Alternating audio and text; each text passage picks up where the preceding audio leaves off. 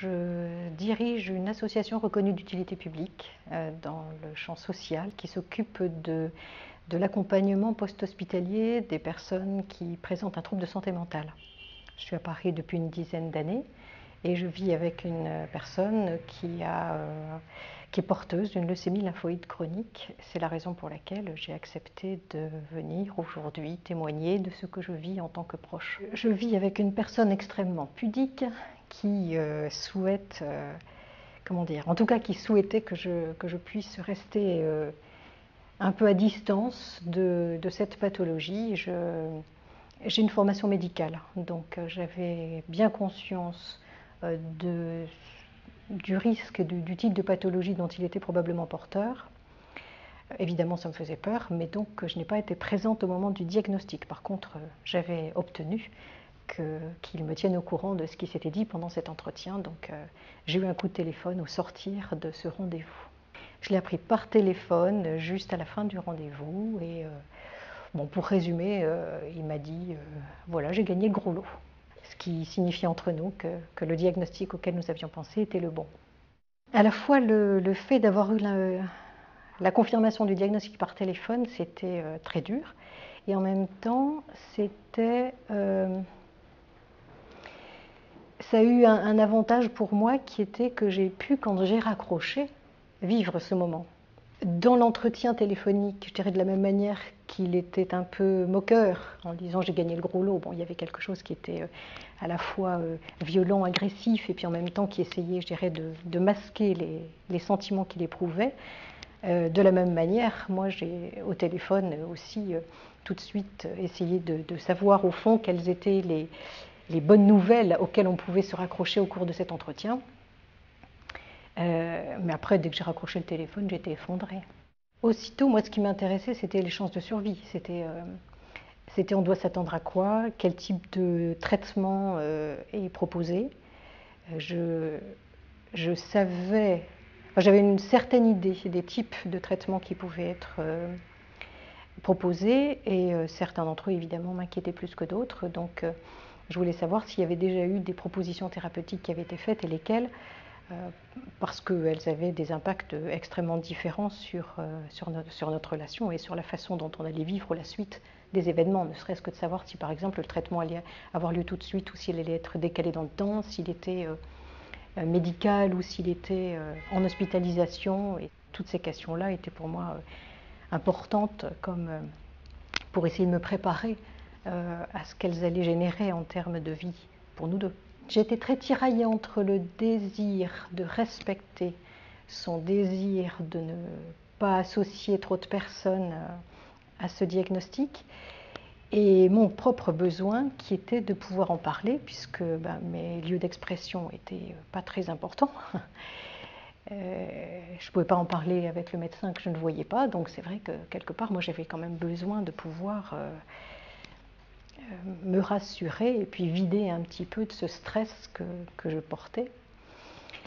Et j'en ai donc pas parlé à beaucoup de personnes, mais j'en ai parlé à mes parents parce que je les savais capables de deux choses essentielles. La première, de le garder pour eux, de ne pas diffuser, de ne pas non plus surstresser par rapport à ça. Et aussi, je les savais capables de garder sur lui un regard positif et pas apitoyé. Je crois que c'est ce qu'il n'aurait pas supporté. Donc, je ne lui ai pas dit tout de suite que j'en parlais, mais petit à petit, je lui ai fait comprendre que j'en avais eu besoin et ça s'est bien passé.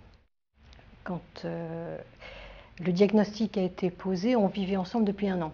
Bon, donc déjà pour moi, c'était extrêmement violent. Je veux dire, quand on s'installe ensemble, a priori, c'est pour regarder l'avenir sous un jour nouveau et réjouissant. Découvrir 1 an plus tard qu'il y a une maladie dont les conséquences ne sont pas neutres qui touchent l'un des deux, c'est quelque chose qui est difficile. Ce qui était pour moi le plus sensible, c'était la fatigue. La fatigabilité, la fatigue. C'est vrai que J'avais des projets, j'avais envie d'installer un certain nombre de choses, et la maladie se rappelait toujours à notre bon souvenir à travers des accès de fatigue qui étaient qui étaient fort importants au début de la pathologie. Ils se sont un petit peu stabilisés dans le temps, mais au départ, ils étaient extrêmement envahissants. Sur ma vie au quotidien, j'évoquais tout à l'heure la fatigue. Je crois que ça, c'est quand même un des traits dominants qui a été le plus envahissant. Par exemple, de partir faire une balade et puis de devoir composer régulièrement avec des petites siestes ou des choses comme ça. Sur le reste de notre vie, non. Non, je pense qu'il n'y avait pas trop de choses, sauf au moment du traitement. À l'époque où les cures ont eu lieu, moi j'étais très très angoissée. C'est vrai qu'il y avait une fragilité, une sensibilité aux attaques virales. Donc par exemple, dès qu'arrivait l'hiver, je commençais à angoisser en me disant oh là là, pourvu qu'il n'y ait pas un microbe qui se promène, parce qu'un rhume va tout de suite prendre des proportions pas possibles. Et je m'étais finalement organisée, y compris dans mon travail, pour pouvoir faire un peu de télétravail et être proche de lui au moment où il y avait les époques les plus sensibles. Donc j'ai un peu organisé ma vie autour de ça dans ces périodes aiguës. Sinon, pour le reste du temps, non, il n'y a pas eu du tout de changement dans ma vie. Et puis sur le plan psychologique, je crois que le fait de pouvoir en parler pour moi était important, le fait d'aller chercher de l'information était important. Et le fait aussi de pouvoir en parler ensemble. Pendant la phase d'évolution de la maladie et avant le traitement, j'y pensais beaucoup plus.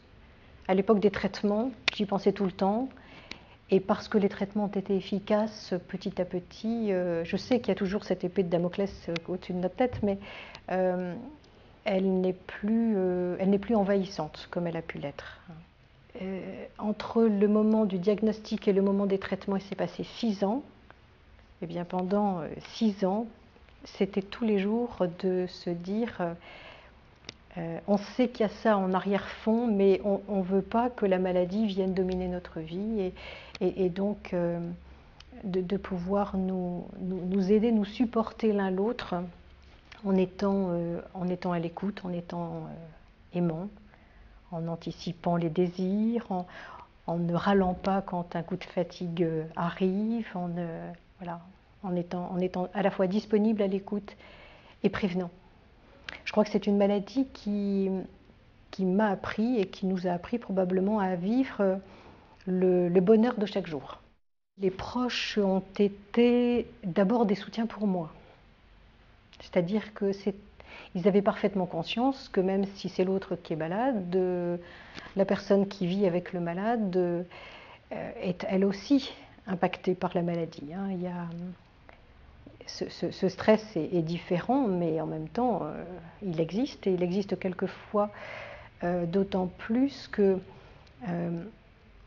on n'ose pas vivre ses propres angoisses parce qu'on ne veut pas les surajouter à celles que le malade supposément ou réellement vit déjà de son côté.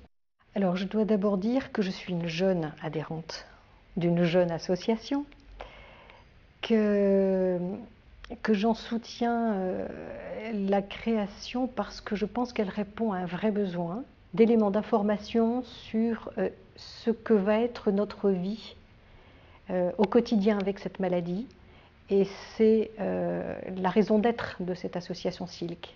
Donc en adhérant, il est certain que j'attends d'avoir un certain nombre d'éléments d'information par rapport à ces questions.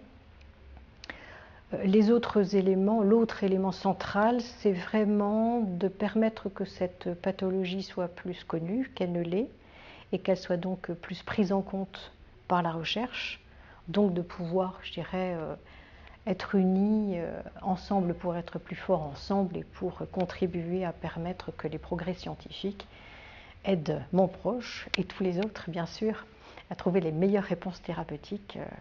On a surtout besoin d'être parfois rassuré, éclairé et écouté.